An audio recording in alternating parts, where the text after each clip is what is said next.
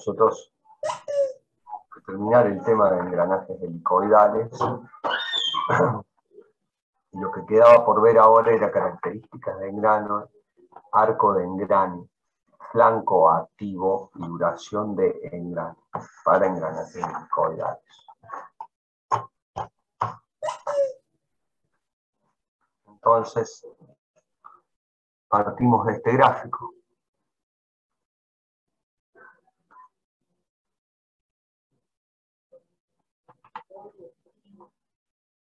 Sobre este gráfico hemos dibujado la vista lateral de un engranaje helicoidal con una cara delantera y una cara trasera. El engranaje tiene un ancho B y hemos dibujado acá la vista de la rueda frontal equivalente que muestra un diente de un engranaje helicoidal, donde se ve en la cara frontal un perfil con la envolvente derecha e izquierda del flanco del diente. Y luego se ve la proyección de la hélice, donde termina el flanco sobre otra envolvente izquierda, que es la envolvente 1 perteneciente a la cara delantera y la envolvente E2 perteneciente a la cara trasera del engranaje helicoidal. Y esto sería lo que se ve si tomamos la vista de un diente de un engranaje cilíndrico helicoidal. Tenemos que θ es el ángulo de inclinación del diente y beta el ángulo de la hélice de retroceso. Tenemos identificado la circunferencia base interior, primitiva y exterior perteneciente a la rueda frontal equivalente del engranaje helicoidal.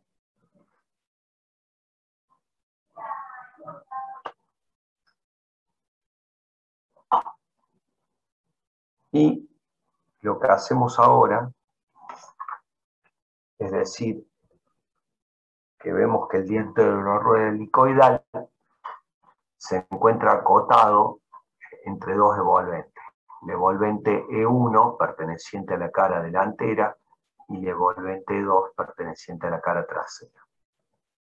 También vemos que los arcos encerrados entre estas dos envolventes varían según la circunferencia donde estemos parados. Por ejemplo, el arco entre el exterior, que es 1,2, es mayor al arco en el primitivo, que es RQ. Y el arco del primitivo es mayor que al arco sobre la circunferencia X', que está sobre el diámetro base. Vamos a lo que es el flanco activo. El flanco activo de la rueda frontal equivalente comienza en el punto 1 de la cara delantera y termina en el punto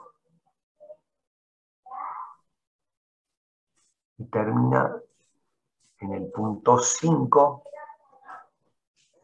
que también pertenece a la cara delantera. Entonces, el flanco activo de la rueda frontal equivalente en la cara delantera comienza en el envolvente en el punto 1 y termina en un punto 5, que es donde terminará el flanco activo como era en el engranaje recto.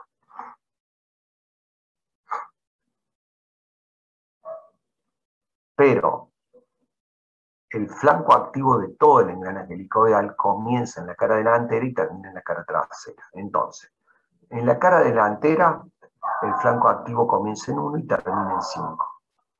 Y está dado sobre el envolvente 1. Y en la cara trasera, el flanco activo comienza en 2 y termina en 6. De envolvente entre 1 y 5 va a ser igual a 2 y 6, porque están hechos sobre la misma circunferencia base, entonces van a ser iguales.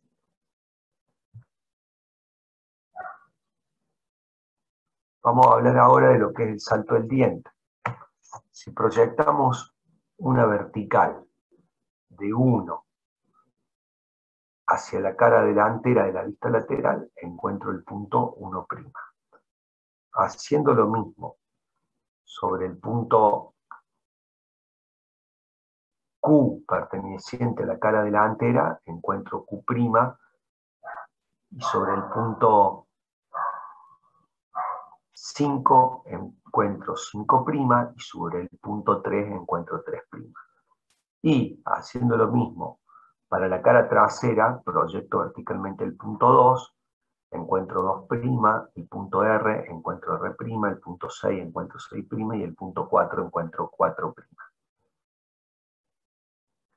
Si ahora uno el punto 1' con el 2', y el punto Q' con el R', y el punto 5' con el 6', y el punto 3' con el 4', obtengo lo que serían segmentos de engrane sobre la vista lateral. Está claro que el flanco empieza sobre el diámetro exterior entre 1 y 2, o sea que entre 1' y 2' hacia la derecha no hay nada de flanco helicoidal, y entre 3 y 4, proyectado acá, 3', 4', sería que todo el engranaje todo el diente de este engranaje del helicoide visto en la vista lateral, se ve de esta forma, que arranca en la cabeza del diente en el exterior y termina en el diámetro interior, este diente helicoidal. Y como Q', R' unido está sobre el diámetro primitivo, si yo le trazo el ángulo a esta recta Q', R', con la vertical obtengo el ángulo θ, que es el ángulo de inclinación del diente. Entonces, como la cara trasera de la rueda frontal equivalente está desfasada a un ángulo θ de la delantera, el arco que describe sobre la circunferencia primitiva se va a llamar salto de diente. O sea, este arco sobre la primitiva se llama salto de diente, y este arco es aproximadamente igual a este cateto formado por la línea que une R', Q' y este ángulo θ. O sea que ese medido acá, salto de diente, es P por tangente de θ, y es aproximadamente igual a este arco QR sobre el primitivo. Ahora vamos a hablar de arco de engrane. La definición es que el arco de engrane es el arco que barre la primitiva de una rueda mientras dura el contacto con la otra rueda. ¿Qué pasa? Como el arco de engrane depende del flanco activo, si tengo dos ruedas, lo puedo encontrar gráficamente como vimos antes, pero cuando tengo una rueda, tengo que tener definido el flanco activo, como ya dijimos acá que lo tenemos definido en el punto 5' y en el punto 6'. Entonces, si yo trazo ahora una perpendicular al envolvente de la cara delantera de 1, que pasa por 1 y corta al primitivo en el punto A, y otra perpendicular al envolvente 1 de la cara delantera, que pasa por 5 y corta el primitivo en un punto B, el arco de engrane AB sería el arco de engrane de la rueda frontal equivalente de la cara delantera. Si fuese un engranaje recto, ese sería el arco de engrane. Ahora, como es helicoidal, el arco de engrane sigue el contacto y no termina en B. Y sigue en la otra rueda hasta que termine en el punto 6. Trazo una perpendicular al punto 6 del envolvente de la cara trasera y corto el primitivo en el punto 6. Entonces, el arco de engrane de un helicoidal, en vez de ser de A hasta B, como si fuera un recto, tiene un arco adicional que va de B hasta C. Y ese sería el arco de engrane total de la rueda frontal equivalente. Entonces ahora, del gráfico, se observa que el arco que va de Q hasta B es igual al arco que va de R hasta C. Entonces, si yo ahora planteo una recta del arco QB menos el arco QR, me da QB menos QR, me da RB y RC menos BC me da RB. Igual esas dos se simplifican porque QB igual a QC y me queda que el arco QR es igual al arco BC. Y como yo ya sé que el arco QR se llama salto de diente y es aproximadamente igual a B por tangente tita, yo puedo decir que el arco CB es aproximadamente igual a B por tangente tita. Entonces, el arco de engrane total queda igual al arco que va de A hasta B más el salto de diente que es B por tangente tita. Acá está mal, no es B, es tita. Y el arco AB sería el arco de engrane de un engranaje recto, que es el de la vista de la rueda frontal equivalente. Entonces, el arco de engrane del perfil del diente en la rueda frontal equivalente más el salto de diente me da el arco de engrane de un engranaje helicoidal. Y vemos que el arco de engrane total en un engranaje helicoidal es como si fuera el de una rueda recta de la rueda frontal, más un salto que es B por tangente de tita, no beta. Entonces, a mayor ancho del diente helicoidal, mayor arco de engrane. Y a mayor tita, mayor tangente de tita y mayor arco de engrane. Entonces, el arco de engrane en un helicoidal es mayor que un recto debido a este salto de diente. Aumentando el ancho del diente o aumentando tita, aumento el arco de engrane. ¿Y qué pasa con la duración de engrane o el grado de recubrimiento? Es el arco de engrane total del helicoidal sobre el paso circunferencial en el primitivo de la rueda frontal equivalente. Entonces, es el arco AB sobre el paso CB más el arco BC, B por tangente de alfa sobre el paso. Este arco de engrane sobre la rueda frontal equivalente y el paso es la duración de engrane de la rueda frontal equivalente, como si fuera recta, más B por tangente de tita sobre el paso. Y esto es la duración de engrane total de un engranaje helicoidal, que vemos que la podemos aumentar aumentando el ancho del diente o aumentando la tangente de tita, o sea, aumentando tita. Y esto demuestra que un engranaje helicoidal tiene una duración de engrane mayor que un engranaje recto, pasa a tener más dientes en contacto y pasa a ser una transmisión que mejora mucho el ruido con respecto al recto.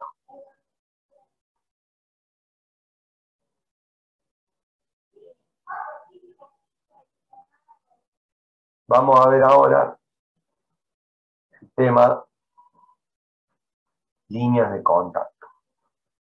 En los engranajes de diente recto, el punto de contacto real N se va desplazando por la envolvente y atrás ese punto define un plano de acción con la normal de engrane, con el flanco del diente, y cada punto de contacto real va a definir líneas de contacto en la envolvente.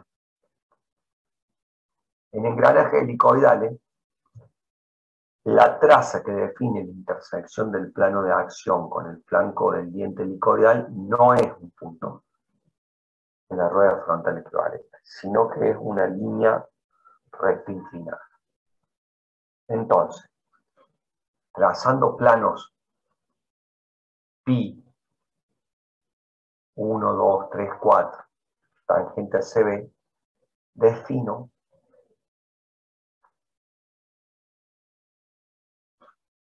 trazo planos de acción tangente a la circunferencia base, como el pi 1, pi 2, pi 3, definen en la rueda frontal equivalente segmentos EF, Q, G, HR, K, J. Entonces, si trazo planos de acción tangente a la circunferencia base, estos cortan el helicoide desarrollable y reciben el nombre de recta o líneas de contacto entre los flancos. Dicho de otra forma, las trazas que definen la intersección de los planos de acción con el flanco evolvente del perfil del diente helicoidal son rectas generatrices de la superficie del flanco evolvente del diente, o sea, del helicoide desarrollable, y por lo tanto son líneas de contacto entre flancos. Entonces, estas líneas, proyectando a E, a Q y a H, y proyectando a F, a G, a R y a J, cada uno sobre la cara delantera, y en este caso acá me da sobre esta cara. Obtengo los segmentos E', F', Q', G', K', J', K', J'. Esos segmentos son líneas de contacto entre flancos. Y del gráfico vamos a ver que las líneas de contacto no son paralelas y tampoco tienen el mismo ancho. Sus longitudes varían de una posición a otra. El contacto arranca en el punto 1, que sería el punto 1' acá, con un punto de contacto. Luego se empiezan a ensanchar las líneas hasta hacerse máximas cercanas al primitivo, a la línea Q', R', y luego disminuyen de nuevo las longitudes hasta terminar en un punto en el punto 6. O sea, que al inicio del contacto y al final tengo el contacto en un punto, en 1' y en 6'. El arco de engrane en ese punto sería prácticamente nulo y podríamos pensar que la duración de engrane es nula, pero no es así porque el diente se rompería. Y esto es así porque siempre hay otro diente en contacto donde está teniendo otra longitud de estos segmentos de engrane. O sea, cuando un par de dientes inicia el contacto en 1', otro par de dientes ya está en contacto. Entonces, en todo momento la suma de la longitud de la línea de contacto va a ser constante. No más que al comienzo en este diente va a ser nula, después aumenta, se hace máxima y disminuye de nuevo. Y así es como se da el contacto en los dientes helicoidales. Y así es como se producen las superficies de contacto en los dientes helicoidales. ¿Se entendió lo que dije?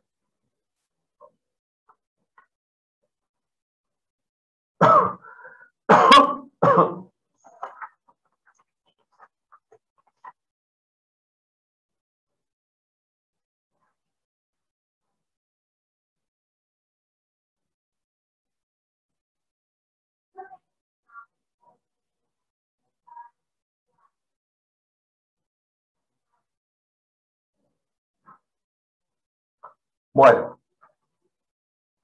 ahora vamos a ver la parte dinámica y acciones recíprocas de los engranajes cilíndricos helicoidales. Al aparecer las reacciones recíprocas en el helicoidal aparecen otras fuerzas que no tienen los rectos. Acá tiene una imagen 3D, la fuerza normal al diente, y bueno, con una descomposición vectorial, que esto está expresado en este dibujo que yo hice acá también, donde tenemos que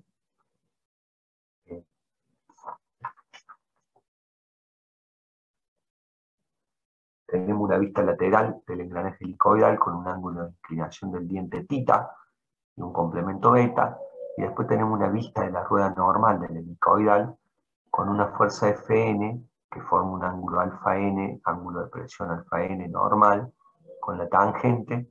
Entonces la fuerza Fn se descompone en una fuerza radial Fr y en otra P. P en la otra vista se descompone en una Ft y en una Fa. ¿Qué pasa? Entonces aparece una fuerza axial en los helicoidales que no tenían los engranajes rectos. Entonces, de la cupla transmitida por el engranaje, que es el 316.200 de la potencia sobre el número RPM, yo sé que esa cupla es Ft por el radio primitivo, y de ahí despejo Ft, que es esa cupla sobre Rp. Con Ft y tita saco Fa, y también puedo sacar P por Pitágoras teniendo Ft y Fa. Con P y vinculado con alfa n puedo sacar Fn y Fr. ¿Qué produce cada fuerza? La fuerza Ft produce momento flector en el eje que tiene el engranaje a través de las reacciones que se generan, y momento torsor que transmite la cupla. La fuerza Fa produce un empuje axial sobre los apoyos, o cojinetes o rodamientos que sostienen el engranaje, y a su vez produce un momento flector en el eje. La fuerza Fr produce un momento flector sobre el eje que sostiene los engranajes y carga a los cojinetes o los rodamientos también sobre su tracción, y produce compresión en el eje. Con todas estas fuerzas se hace el análisis de Lewis y de Buckingham. Para el análisis de Lewis se observa en las acciones recíprocas que la fuerza Ft actúa sobre el ancho B y la fuerza P actúa perpendicularmente sobre un ancho B' del engranaje del diente, que es en la dirección de tita. Entonces el diente del engranaje helicoidal tiene un ancho B o un ancho B' en la dirección de la inclinación del diente. Entonces P actúa en B' y Ft actúa en B. De esa relación, Lewis plantea todo el estudio de la parábola y todo como un engranaje recto, considerando que la fuerza Fn está aplicada en la punta del diente. Y bueno, de ahí Lewis plantea una expresión, que es la fuerza Fb de Lewis, la capacidad de carga del diente, que sería la carga, la tensión admisible de Lewis, por el módulo normal, por el coeficiente Lewis para el helicoidal, que está sacado con el ángulo de presión alfa n y con zi, que es el número de diente ideal, y con B'. ¿Por qué? Porque esta fuerza de Lewis, capacidad de carga, se compara con P, y P actúa en B'. Entonces este es el concepto físico de Lewis para el helicoidal. Si hacemos otra transformación matemática reemplazando, podemos decir que la carga de Lewis, o la capacidad de carga de Lewis, sacada con el ancho B, se compara con Ft, porque P actúa en B' como Ft actúa en B. El coeficiente I se saca con el Z ideal y con alfa n, y Fb es la capacidad de carga del diente, que se compara con P o con Ft, para ver que resiste el diente. Buckingham toma todo esto analizado por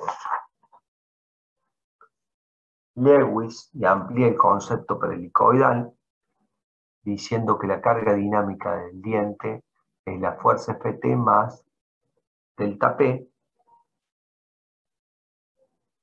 Delta P es el incremento de carga dinámica de Buckingham, que para helicoidales aparece el concepto del coseno de tita, coseno cuadrado de tita y coseno cuadrado de tita acá, donde alfa' es un coeficiente de homogenización, C el coeficiente de formación, que depende de los errores de fabricación, del ángulo de presión y del material del piñón de la rueda, B la velocidad tangencial en el primitivo de la rueda frontal equivalente del engranaje helicoidal, como lo habíamos visto antes. Entonces, con esa PD se saca la tensión en la raíz del diente por flexión, con B, con MN, con I sub I, y con el coeficiente de concentración de tensiones, y P sub D. Todo esto tiene que ser menor o igual a la tensión admisible de flexión pulsante. Y para analizar el pitting o la picadura o desgaste en helicoidales, se usa la carga límite de desgaste agregándole el concepto del coseno cuadrado de tita para helicoidales, y esa debe ser mayor o igual a la carga dinámica de Buckingham para que los dientes no se piquen. B, el ancho del diente, diámetro primitivo sobre la rueda frontal equivalente, y lambda, un coeficiente mínimo de desgaste. Con eso se puede calcular dinámicamente por Lewis o por Buckingham un engranaje helicoidal. Por Buckingham determinamos o vemos o analizamos la tensión en la raíz del diente y analizamos a su vez el fenómeno de pitting o de picadura.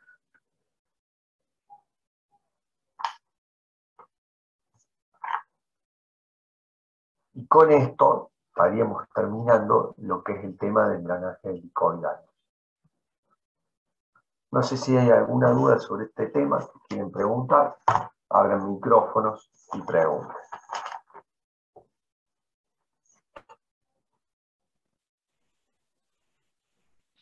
Si no hay ninguna duda de esto, pregunten lo que necesiten de cualquier otro tema, ya sea para el parcial o para lo que sea que necesiten consultar, me preguntan.